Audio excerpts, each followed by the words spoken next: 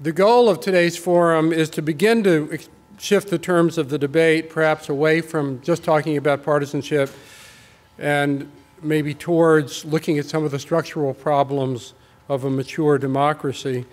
We have a regulatory system that has strong signals, strong rewards for creating complex administrative rules. We don't have corresponding signals to go back and reassess and evaluate and turn things off or reduce things. And the name that I give to our real problem is kludgocracy, the proliferation of policy solutions far more complicated than is necessary given the problems they seek to solve. Another word you might call for this, for those of an earlier generation, is Rube Goldberg government.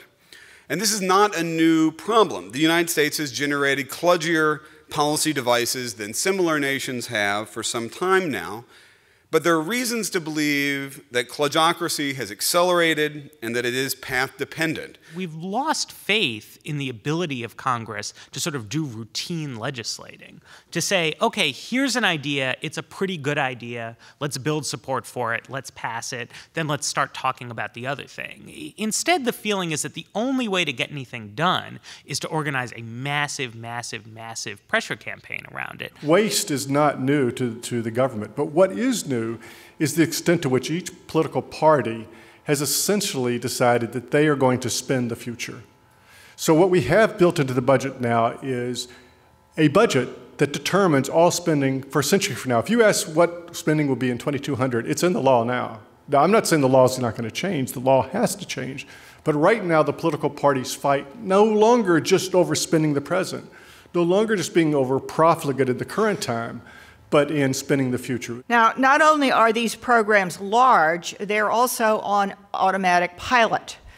They simply grow year in and year out by leaps and bounds. They are not subject to review, as are annually appropriated programs. And because of rising healthcare costs and the aging of the population, these growth rates are simply unsustainable. But right now, LA's ratings, if we had to issue bonds, would be terrible, as is the state of California. Why? It's because we have this giant thing around our necks called pension. But why is it so hard to change? Well, do the math. A beneficiary of this program, if you were to get rid of the cotton subsidy, stands to lose tens or hundreds of thousands of dollars a year. The stakes are enormous. If, however, this program went away tomorrow, the American taxpayer would gain, and this is an approximate estimate, 1 dime a year, might be 9 cents. That's the public choice problem, right? It's arithmetic. The recipients of these focused programs are almost infinitely more interested in retaining them than anyone else is interested in getting rid of them. There is a taste for reform right now. You can see that a question we asked first in 1997, do you feel the federal government needs very major reform, only some reform, or not much change? The majority answer then was only some reform. The majority answer now is very major reform. But a democracy requires the capacity to make choices. You need to be able to balance the needs of one group against another group. You need to balance the needs of the future against the desires of the present. I mean, we want certain entitlements. We want elderly people to have something to live on. Social Security is a great, great thing. Unemployment insurance is a necessary thing.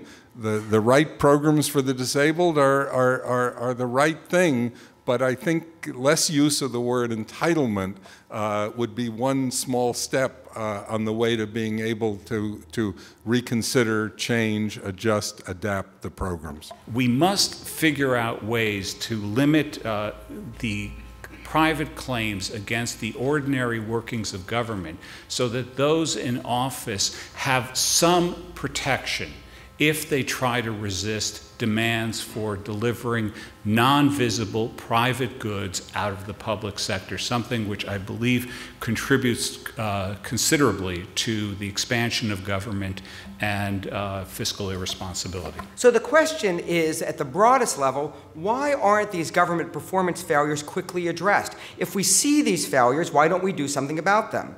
And the reason I would argue, and here drawing on work with my colleague Alan Gerber, is because in American democracy, problem solving, making things better, is actually not pursued for its own sake. Rather, it typically emerges as an unintended byproduct of political competition. What this means is that members of Congress increasingly are focusing on the little stuff, the special interest stuff. It also means they've got no appetite for the big stuff because their elections happen regardless of whether the big problems get solved or not. The two things that Congress does best are nothing and overreacting. That's fundamental to understanding our government. It goes in fits and starts. 88% of people in California now believe money buys results in Congress, leading to the 22% number reported in the first panel of trust in government and 25% who have favorable view of Congress.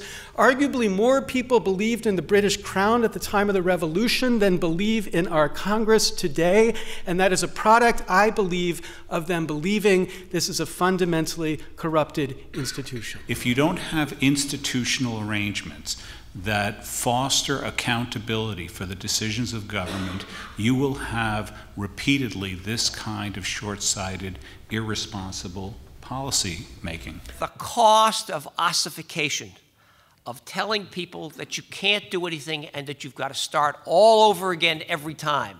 Nobody really wants to start all over again every time. The question is, how far down can you give some discretion?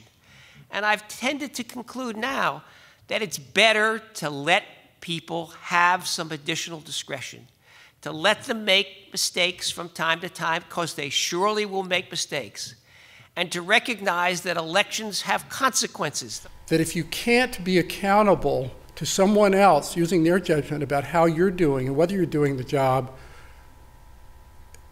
you will almost certainly grow a bureaucracy that will tell you exactly how to do your job. There are more layers and there are more leaders per layer.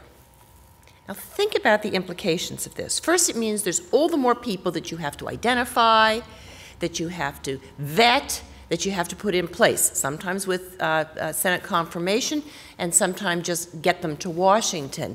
But this process of getting people to take positions in government is much more time-consuming, much more complicated, much more labor-intensive, and extraordinarily costly than any sane person could ever have imagined. Instead of trying to macro-manage the exact class size, how we spend our dollars, how we document everything, and the costs attendant there too, why don't they just hold us accountable? Why doesn't the federal government say, these are the requirements you have to meet. If you meet these outcome requirements, then you'll get more. If you don't, then you'll get less. My sense in my time in Washington is that people tend to think that power flows perhaps clumsily, but towards intelligence. And I think that equation is exactly wrong. Rather, that intelligence flows to power. And we see this in the jury system and other areas, that when people are actually given authority and power, they learn an enormous amount. They learn about what a derivative is if they have to make a decision about it, and they're not going to learn, even though it's going to influence every part of their life, if they don't have to make a decision about it.